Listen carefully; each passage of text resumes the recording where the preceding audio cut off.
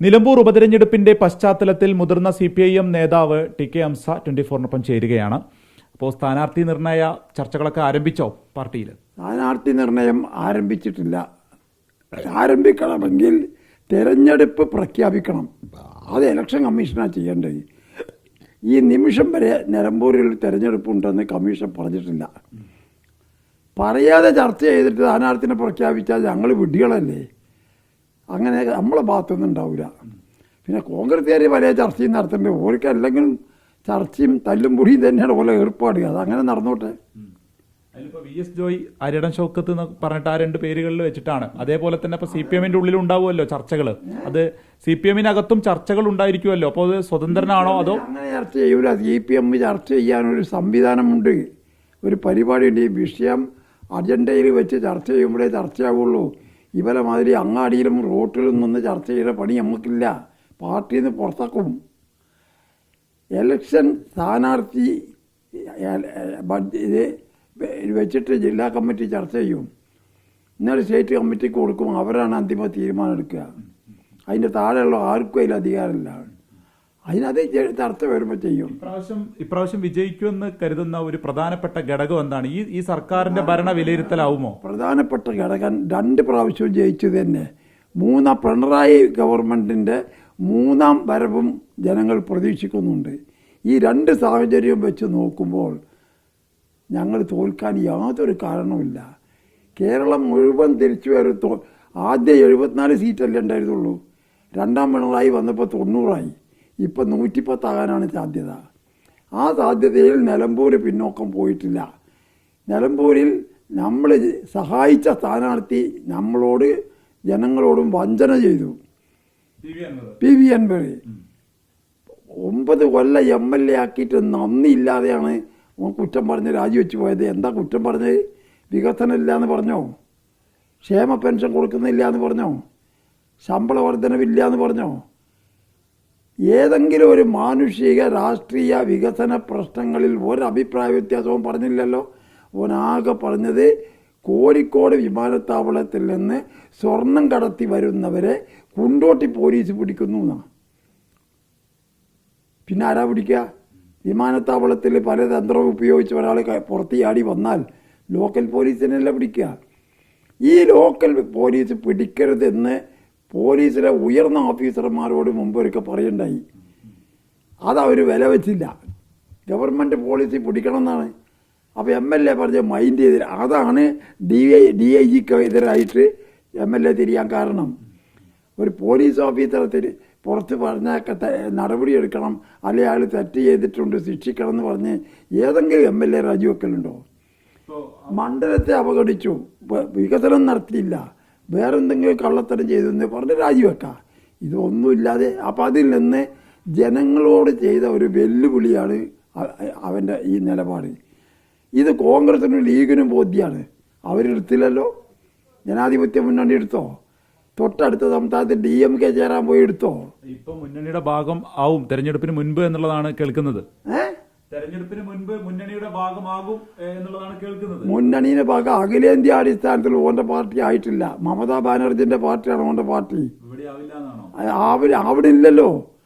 ആവണ്ടെന്ന് ഞങ്ങൾക്ക് അഭിപ്രായമില്ല. അഖിലേന്ത്യാ അടിസ്ഥാനത്തിൽ കോൺഗ്രസും ഞങ്ങളും ഒക്കെ യോജിക്കാൻ തയ്യാറാണ്. കേരളത്തിൽ നമ്മളെ തകർക്കാൻ മറ്റുള്ളവർക്ക് പാടെ ഒന്നിച്ചു കൂടുകയാണ്. അതിനെ ഞങ്ങൾ നേരിടും. അഖിലേന്ത്യാ അടിസ്ഥാനത്തിൽ ഇന്ത്യ മുന്നണിയാണ് ഞങ്ങളീ ലക്ഷ്യം. അതിലേക്ക് മമതയും വന്നോട്ടെ, അൻവറും വന്നോട്ടെ, ഒക്കെ വന്നോട്ടെ. ഇവിടെ നിലമ്പൂർ അതല്ല പ്രശ്നം. ഇപ്പോൾ 82-ൽ സംസ്ഥാന ജയിച്ച സ്ഥലമാണ്. അപ്പോൾ അതിനുശേഷം പക്ഷേ അവിടെ ഒരു ഇടതിന് വലിയൊരു വേരോട്ടം ഉണ്ടായിരുന്നില്ല 2016 വരെ. അപ്പോൾ ഇനിയോ ആ ഒരു സാഹചര്യം മാറും? ഇപ്പോൾ UDFന് അനുകൂലം വേരോട്ടം ഉണ്ടാവില്ല എന്ന് പറഞ്ഞാൽ ആരെന്നിട്ട് ജയിച്ച് 2016 വരെയോ ആരെങ്കിലും ജയിച്ചോ? ആര്യാണ് മുഹമ്മദ് 2ാമത് ജയിച്ചതല്ലേ? ഞാൻ ഒഴിഞ്ഞു കൊടുത്ത് പോയപ്പോഴാണ് ജയിച്ചേ. ഞാൻ 52-ൽ ജയിച്ച് 87-ൽ വന്നപ്പോൾ പാർട്ടിയിൽ മെമ്പർഷിപ്പ് എടുത്തു. അപ്പോൾ പാർട്ടിയുടെ ഒരു കേഡർ എന്നുള്ള നിലക്ക് നല്ല സീറ്റുകൾ ആദ്യം BJP തന്നു. അങ്ങനെ ജയിപ്പിച്ചെടുത്ത് പാർട്ടിക്ക് വേറെ ഉദ്ദേശം ഉണ്ടായിരുന്നു എന്നെപ്പറ്റി. അപ്പോൾ സംശയത്തിന് വിട്ടുകൊടുക്കരുത് എന്നുള്ള നിലപാടെടുത്തിട്ടാണ് ബേപ്പൂരിക്ക് മാറ്റിയത്. ജയിച്ച് എന്നപ്പോൾ മന്ത്രിയാക്കി. എന്തിനാ മാറ്റിയതെന്ന് മനസ്സിലായല്ലോ. അതാണ് ഞാനൊരു ഇത് പറഞ്ഞിട്ടൊന്നുമല്ല. എന്നാൽ അന്ന് നിലമ്പൂര് കൈവിട്ടത് നിലമ്പൂർ കൈവിടാൻ കാരണം നിന്റെ കൂടെ ഐ കോൺഗ്രസ് ഉണ്ടായിരുന്നു. കോൺഗ്രസിനോട് എതിരായിരുന്നു ഞങ്ങൾ, ഐ വിഭാഗം. അത് നിന്നെ സഹായിച്ചിട്ടാണ് ആര്യാനെ തോൽപ്പിച്ച് ജയിച്ചത്. ഞാൻ പാർട്ടിയിൽ മെമ്പർഷിപ്പ് എടുത്തപ്പോൾ ആ ഐ വിഭാഗത്തിൽ അവരെ സമ്മതത്തോടു കൂടിയാണ് ഞാൻ പോയത്. പക്ഷേ അവരെ വഴി നോക്കട്ടെ, ഞാൻ എതിർക്കില്ല. അവരെ കോൺഗ്രസ്സായി. ഇപ്രാവശ്യം CPM അവരുടെ സ്വന്തം ചിഹ്നത്തിൽ മത്സരിക്കണം എന്നുള്ളൊരു ആവശ്യം അങ്ങനെ ഉണ്ടോ? അങ്ങനെ ഒരു ചർച്ച ഉണ്ടായിട്ട് സ്വന്തം ചിഹ്നത്തിൽ തന്നെയുള്ള മത്സരിക്കരുത്. പിന്നെ പാർട്ടി മെമ്പർ അല്ലാത്ത ഒരാൾ നമ്മൾ സ്വതന്ത്രനായിട്ട് അംഗീകരിക്കുമ്പോൾ അവന് ചിഹ്നം കൊടുക്കും.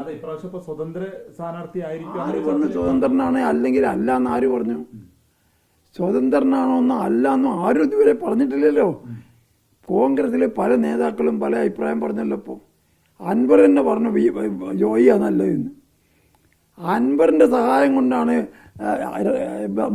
മേനകാ ഗാന്ധിക്ക് അല്ല പ്രിയങ്ക ഗാന്ധിക്ക് ഇത്രയും വോട്ട് കിട്ടിയത് എന്ന് ആര്യാന്റെ ചൗക്കത്തും പറഞ്ഞു. ഈ വകை അങ്ങോട്ടും ഇങ്ങോട്ടും ഒക്കെ പറയാന്നല്ല, ഞങ്ങൾ അങ്ങനൊന്നും പറഞ്ഞിട്ടില്ലല്ലോ. ഞങ്ങൾ സ്വതന്ത്രനാന്നും പറഞ്ഞിട്ടില്ല, അല്ല എന്നും പറഞ്ഞിട്ടില്ല. തെരഞ്ഞെടുപ്പ് പ്രഖ്യാപിച്ചാൽ രാവിലെ പ്രഖ്യാപിച്ച 5 മണിയാകുമ്പോഴത്തേക്ക് ഞങ്ങളെ സ്ഥാനാർത്ഥി വരും. സ്ഥാനാർത്ഥി ഇല്ലാത്ത ബുദ്ധിമുട്ടിന് ഒരു കാലം പാർട്ടിക്ക് ഇന്ന് ഉണ്ടായിട്ടില്ല. ഒരു സംശയം നിങ്ങൾക്ക് വേണം. തെരഞ്ഞെടുപ്പ് പ്രഖ്യാപിക്കുന്ന ദിവസം തന്നെ സ്ഥാനാർത്ഥി ഉണ്ടാവും, വരും, യാതൊരു സംശയമല്ല. അതിൻ്റെ ഒക്കെ ചർച്ച നിരന്തരമായി നടക്കുന്ന വേദികളുണ്ട് പാർട്ടിക്ക്. ഇഷ്ടംപോലെ അങ്ങാടിയിൽ നിന്ന് ചർച്ച ചെയ്താൽ പാർട്ടിയിൽ നിൽക്കാൻ പറ്റില്ല. അങ്ങാടി ചർച്ച പാർട്ടിക്കില്ല, അത് കോൺഗ്രസിനാ. അൻവറിന്റെ ഒരു വരവ് കൂടി UDF ഗുണം ചെയ്യുമോ? അത്തരത്തിലാണ് ചർച്ചകൾ. UDF ഗുണം ചെയ്യൂല എന്ന് അവർക്ക് തോന്നിയിട്ടല്ല അവരെന്നെ കേട്ടാഞ്ഞ്. അവർ മുന്നണിയിൽ കൊടുത്തില്ല, കോൺഗ്രസിലും കൊടുത്തില്ല. അതുകൊണ്ടാണ് തമിഴ്നാട്ടിൽ പോയതും ബംഗാളിൽ പോയതും ഒക്കെ. ഇപ്പം ബംഗാളിൻ്റെ സഹായത്തോടു കൂടി ഞാൻ 2 വോട്ടേക്ക് ഞാൻ ചെയ്യുകയാണ്, എന്തിനാ കളയണമെന്നുള്ള ആ ആശയാണിപ്പോൾ. അൻവർ 10 വോട്ടേ കിട്ടുള്ളൂ അൻവറിനെ കൊണ്ടുവച്ച്, അതെന്തിനാ കളയുന്നത്? ആ ആശയത്തിൽ അപ്പോൾ അവർ നിൽക്കുക. എന്നാൽ തന്നെ അവരെടുക്കുന്നോ ഒരുമിച്ച് നിൽക്കുന്നോ ഇതുവരെ പറഞ്ഞിട്ടില്ല. അൻവർ ഇങ്ങനെ പറയാമെന്നല്ലാതെ കോൺഗ്രസ്സുകാരെങ്കിലും അൻവറിനെ പറ്റി പറഞ്ഞോ? ലീഗുകാർ പറഞ്ഞോ? എന്താ ലീഗിലേക്ക് എടുക്കാത്ത? KN ഖാദറിന് എടുത്തില്ലേ? ആ അരീക്കോട്ടുകാരൻ ഒരാളുണ്ടല്ലോ, AITUC-ന്ന് CITU പോയി, അല്ല STU പോയി. ആ സംസ്ഥാന സെക്രട്ടറി എന്താ അവൻ്റെ പേര്, അങ്ങനെയൊക്കെ ആൾ പോയല്ലോ. അൻവറിന് എന്താണ് ലീഗ് കയറ്റാത്തത്? ലീഗിനെ അൻവറിനെ അറിയാത്ത ഒരു വിഭാഗമുണ്ട് ഇവിടെ. അത് ആരാന്ന് മനസ്സിലാക്കണമെങ്കിൽ ചാനലുകാരും പത്രക്കാരും അൻവർ ആരാന്ന് അറിയില്ല. ഞങ്ങൾക്കൊക്കെ അറിയാം അൻവർ. ഞാൻ ഒരു പഴയ കോൺഗ്രസ്സുകാരനാണെന്നറിയില്ലേ? പഴയ കോൺഗ്രസ്സുകാരനാണ് അൻവറിൻ്റെ പിതാവ് ഷൗക്കത്ത് അലി. ഞാൻ KPCC മെമ്പറും ഷൗക്കത്ത് അലി AICC മെമ്പറും ആയിരുന്നു ഒരുമിച്ച്. അന്ന് മുതൽക്ക് അവരെയൊക്കെ നമ്മളറിയും. അൻവർ ആ ഒരു മാനസിക പൊരുത്തത്തിൽ വന്നതൊന്നുമല്ല. അങ്ങനെ ഒരു ദിവസം വന്നു, അങ്ങനെ ഒരു സ്വതന്ത്രനാണ് ഞാൻ, അങ്ങനെ നിൽക്കട്ടെ പറഞ്ഞപ്പോൾ ശരിയെന്ന് പറഞ്ഞു പോയി. അതിൻ്റെ ശിക്ഷപ്പോടെ നമുക്ക് അനുഭവിക്കാൻ കിട്ടുകയും ചെയ്തു. തിരക്കടില്ല, ഗവൺമെൻറ്റോ പാർട്ടിയോ ഒരു തെറ്റ് ചെയ്തിട്ട് ന്യായമായ ഒരു സംഗതി പറഞ്ഞിട്ട് ഇറങ്ങിപ്പോവുകയാണെങ്കിൽ അതല്ലല്ലോ പോയത്. മറുപടിയൊന്നും ആരോട് പറയാൻ മാത്രം ഉണ്ടോ? ഇന്ത്യൻ കമ്മ്യൂണിസ്റ്റ് പാർട്ടിക്ക് മറുപടി പറയാൻ മാത്രം അൻവറില്ല. അൻവർ പോയത് കൊണ്ട് മറ്റവർക്ക് വല്ല ഗുണം കിട്ടില്ല, അത് കിട്ടൂല. ഞങ്ങൾക്ക് കൂടുതൽ വാശിയാ കിട്ടുക. നിഷ്പക്ഷരായ ജനങ്ങൾ ഈ വഞ്ചനക്കെതിരായിട്ടുള്ള വോട്ട് ഞങ്ങൾക്ക് അനുകൂലം ചെയ്യും. ഒരൊറ്റ കാര്യങ്ങൾ ആലോചിച്ച് നോക്കിയിട്ടുണ്ടോ? അൻവർ 9 കൊല്ലം ഞങ്ങളെ കൂടെ MLA ആയിട്ട് നിലമ്പൂർ മണ്ഡലത്തിൽ നിന്ന് ഒരു സഖാവ് എൻ്റെ കൂടെ പോയോ? ഒരു സഖാവ്, ഒരു കുഞ്ഞൻ പോയി. ആരാണ്? 10 കൊല്ലം മുമ്പ് പാർട്ടി വേണ്ടാത്തരം കളിച്ചിട്ട് പുറത്താക്കിയ ആൾ. 10 കൊല്ലം മുമ്പ് പാർട്ടിയോട് അടുപ്പിക്കാതെ നിന്നാണ്.